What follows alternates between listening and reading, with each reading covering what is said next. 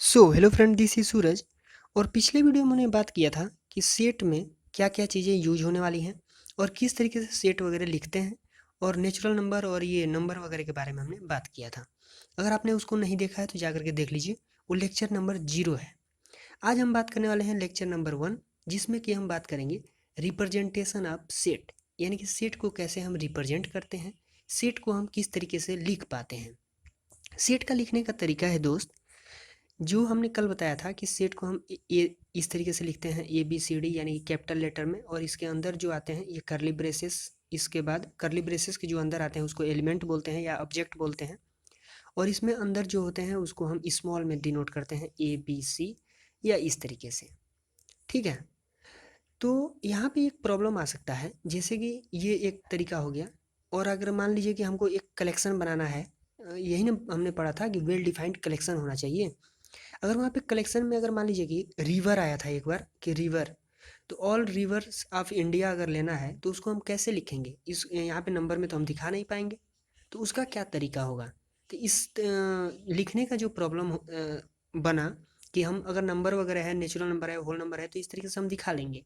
लेकिन ऑब्जेक्ट में अगर मान लीजिए कि टी शर्ट का अगर कोई कलेक्शन है तो हम कैसे लिखेंगे कि भाई ये टी शर्ट का कलेक्शन है, कैसे हम बताएंगे उसको। इस तरीके से हम नंबर में तो दिखाएंगे नहीं कि 3 नंबर का टी शर्ट है, 5 नंबर का टी शर्ट है कि नहीं।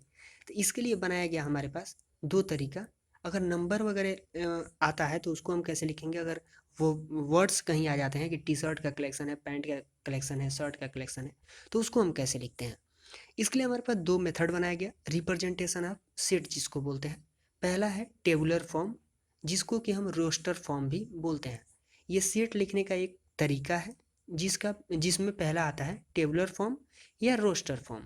इसमें क्या होता है कि a set is defined by actually listing it's element, यानी कि जो अगर नंबर हमें एक्चुअल में पता हो तो ही हम टेबुलर फॉर्म में लिख पाएंगे। एक एग्जाम्पल के तौर पे अगर हम लें तो सेट ए है, जो कि एक 1 2 3 4, 1 2 3 4 5, ये नंबर है। तो ये किस चीज़ का सेट है भाई साहब, बता सकते हैं। हम्म ये नेचुरल नंबर का सेट है। किसका है, नेचुरल नंबर का। तो इसको तो हमने दिखा दिया, और यहाँ पे एक्चुअल में हमें नंबर पता था, इसलिए यहाँ पे देखिए क्या क्या गया है कि a set is defined by actually listing it's element. इसका लिस्ट होना चाहिए हमारे पास, एक्चुअल में उसका लिस्ट होना चाहिए, जो जो नंबर हमें इसमें डालने हैं, रखने हैं। नेक्स्ट हम एक एग्जांपल लेंगे एक्स। एक सेट है एक्स, जिसका एलिमेंट है 2 4 6 8, और ये हमारा क्या है, करली ब्रेसेस। करली ब्रेसेस के अंदर जो नंबर्स हैं वो किस चीज़ का सेट बना रहे हैं, बिल्कुल सही, ये इवन नंबर का सेट बना रहे हैं। समझ पाए कि नहीं। इसको बोलते हैं टेबुलर फॉर्म। इसको याद कैसे रखेंगे, तो देख लीजिए, मान लीजिए कि इस तरीके से टेबल वगैरह बनता है, इस तरीके से टेबल बनता है, तो टेबल में हम 1 2 3 इस तरीके से नंबर भर सकते हैं। तो इस तरीके से हम याद रख सकते हैं कि जिसमें नंबर आता है वो टेबुलर फॉर्म होता है, और टेबुलर फॉर्म को ही रोस्टर फॉर्म भी हम कहते हैं। इसको एक तरीका इसको और भी कुछ बोला जाता है कि टेबुलर फॉर्म, फॉर्म की जगह पे ना रिप्रेजेंटेशन भी लिखा जाता है कभी कभी। टेबुलर रिप्रेजेंटेशन, रोस्टर रिप्रेजेंटेशन, तो इसमें हमें कंफ्यूज होने की ज़रूरत नहीं है। समझ पाए टेबुलर फॉर्म। चलिए आगे बढ़ते हैं, और दूसरा जो है कि रिप्रेजेंट करने का तरीका, उसको बोलते हैं set builder form. Set builder form में क्या होता है कि हम अपने बातों को वर्ड्स में कह सकते हैं। वर्ड्स में कैसे कहेंगे, यहाँ पे देखिए जो इंग्लिश में कुछ लिखा गया है, इसको हम देख लेते हैं। In set builder form, sorry, in set builder form we specify the property of sets, यानी कि सेट्स की प्रॉपर्टी को हम उसमें स्पेसिफाई करते हैं, which the elements of set should satisfy. एक ऐसा सेट की प्रॉपर्टी को हम उसमें लिखते हैं जो कि उसके सारे एलिमेंट उसको सेटिस्फाई कर पाए। समझ पाए कि नहीं, नहीं समझे तो कोई बात नहीं। ये एक ये सेट है जिसको हमने लिखा है 1 2 3 4 5। तो इसके एलिमेंट हमें क्या बता रहे हैं, एलिमेंट हमें ये बता रहे हैं कि एक ऐसा सेट लिया गया है जो कि नेचुरल नंबर है, और वो नेचुरल नंबर कितने हैं, 6 से कम, 6 से कम वाले नेचुरल नंबर लिए गए हैं, और ये एक बना दिया गया है सेट। इसी बात को हमें अपने वर्ड्स में लिखना है, तो उसको कैसे लिखेंगे, और जो लिखेंगे उसको बोलते हैं सेट बिल्डर फॉर्म। यहाँ पे एक एग्जाम्पल लिया गया है, यही एग्जाम्पल है, इसी को लिखा गया है कि एक्स, एक्स, और यहाँ पे सेमी कॉलन लगाया गया है। इसको बोलते हैं such that. X such that X belongs to N. ये किसका सिंबल है दोस्त? हमने पिछले वीडियो में बताया था बिलोंग्स का सिंबल है, यानी कि ये एक्स जो है ये एलिमेंट है और ये बिलोंग कर रहा है किससे? नेचुरल नंबर से। Where X is less than 6। ये जो नेचुरल नंबर है ये कहाँ से कहाँ तक होना चाहिए? 6 से कम होना चाहिए, और इस तरीके से हमारा एक सेट कंप्लीट होगा। इसको बोलते हैं set builder form. Set builder form में देखिए यहाँ पे कोई नंबर वगैरह नहीं लिखा गया है, इसको वर्ड्स में बता दिया गया है कि एक ऐसा सेट जो कि नेचुरल नंबर का हो और वो नेचुरल नंबर 6 से कम का हो। तो इस लाइन को हम पढ़ करके ये वाला सेट लिख सकते हैं कि नहीं? बिल्कुल लिख सकते हैं। चलिए इसी में हम दूसरा एग्जांपल, ये एक्स वाला है, इसी को लिया गया है। तो यहाँ पे देखिए एक कहा गया है कि सेट के अंदर लिखा गया है A such that A is a even number. आप कहेंगे भैया ये ए क्यों लिख रहे हैं?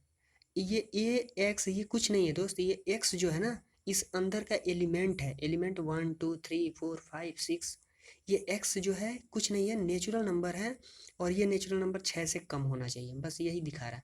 ए जो है ए भी एलिमेंट है और ये एलिमेंट क्या होना चाहिए? A is a even number, even number element होना चाहिए। और क्या होना चाहिए? And A is less then और इक्वल टू 8, यानी कि ए जो है जो हम एलिमेंट लेंगे वो 8 से कम होना चाहिए और नहीं तो 8 के बराबर तक हो सकता है।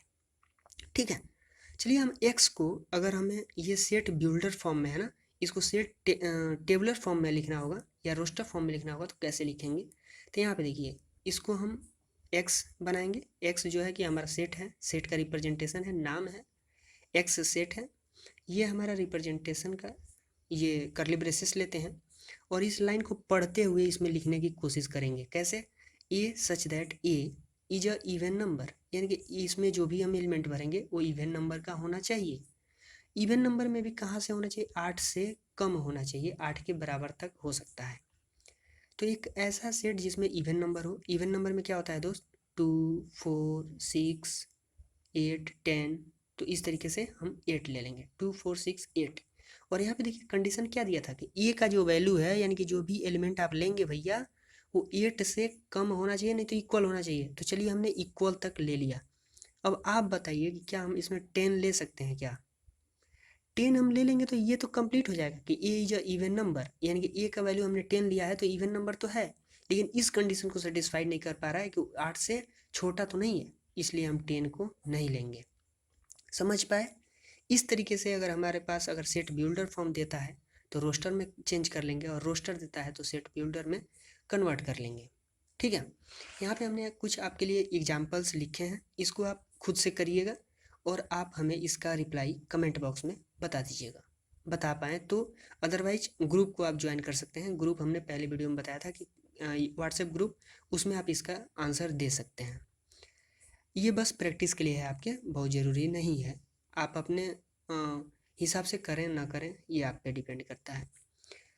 यहाँ पे हमने कुछ क्वेश्चन लिखे हैं कि राइट इन अ रोस्टर या टेबलर फॉर्म। ये रोस्टर टेबलर दोनों कभी कभी पूछ दिया जाता है एग्जाम में, तो आपको दोनों को याद रखना होगा, रोस्टर भी और टेबलर एक ही चीज़ है। यहाँ पे कुछ यहाँ पे ये सेट बिल्डर फॉर्म में दिया गया है क्वेश्चन और इसको टेबलर फॉर्म में लिखना है। टेबलर हमने बोला था ना, टेबलर कैसे याद रखेंगे कि टेबल इस तरीके से होता है और इसमें 1 2 3 यानी कि वो ये वर्ड्स वाले हैं, वर्ड्स तो हमारे बिल्डर में आते हैं, सेट बिल्डर में। और बिल्डर को हम किस तरीके से इसमें लिखते हैं, तो अभी हमने यहाँ पे एग्जाम्पल लेकर के बताया था ना। तो इसको मान लीजिए कि इसी को अगर लिखना है तो x such that x is an integer, तो हमें ए एक सेट बनाएंगे और यहाँ पे ये देंगे। यहाँ पे क्या लिखना है कि इंटीजर नंबर लिखना है। इंटीजर, इंटीजर क्या होता है दोस्त? हमने बताया था ना इंटीजर पहले पिछले वीडियो में। यहाँ पे देखिए हमने पिछले वीडियो में बताया था कि इंटीजर जो होता है माइनस इन्फिनिटी से इन्फिनिटी तक जा सकता है। ठीक है ना? तो उसी तरीके से यहाँ पे क्या बोला गया है कि इंटीजर होना चाहिए -3 से 7 तक का ही इंटीजर होना चाहिए। यहाँ पे इंटीजर में तो बहुत सारे इंटीजर आ सकते हैं, अगर ये कंडीशन ना देता ना तो हम लिखते रह जाते, कभी लिख नहीं पाते। ठीक है ना? तो ये कंडीशन आपको दिया जाएगा, तो इसमें हम लिखना की कोशिश करें तो 3 -2 -1 0 1 2 3 4 5 और 6 तक जाएंगे। क्यों? क्योंकि 7 से छोटा है, इक्वल बोला ही नहीं गया है, इक्वल नहीं बोला गया है। यहाँ पे 3 भी हम नहीं ले पाएंगे क्योंकि यहाँ पे इक्वल नहीं है। ठीक है, इस तरीके से हम इसको देख करके करेंगे, मतलब इसको हम पढ़ते हुए समझेंगे और इसको करेंगे। कुछ क्वेश्चन आपको यहाँ पे मिल जाएंगे, right in a set builder form, यहाँ पे टेबुलर फॉर्म में दिया गया है ये क्वेश्चन, और इसको आपको बिल्डर फॉर्म में लिखना है।